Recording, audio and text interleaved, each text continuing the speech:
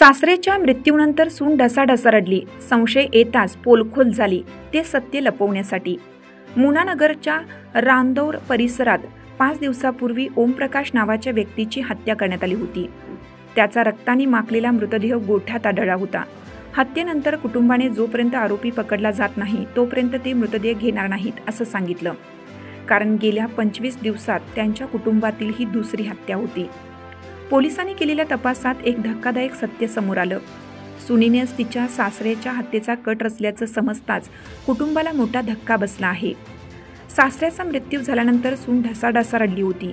पोलिसांना या प्रकरणात सुनेचा संशय आला. आता तिची चौकशी केली जात आहे. सून पोलिसांवरच आरोप करत होती.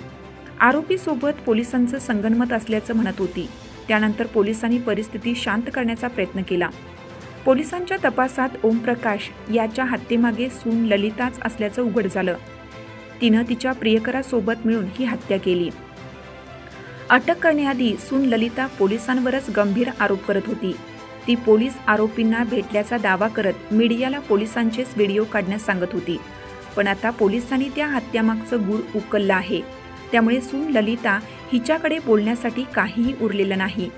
सध्या पोलिसांनी ललिता आणि तिच्या प्रियकराला अटक केली आहे आणि पुढील तपास सुरू आहे. सासऱ्यांना सुनीच्या प्रेमसंबंधाची माहिती समजली होती.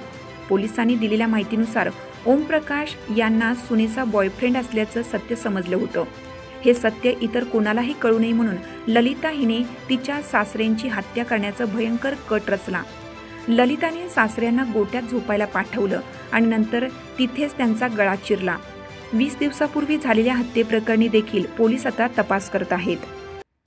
चालू घडामोडींचे अपडेट्स जाणून घेण्यासाठी आपल्या हिरकणी न्यूज चॅनलला सबस्क्राईब जरूर करा. लाईक करा, कमेंट करा आणि शेअर करा.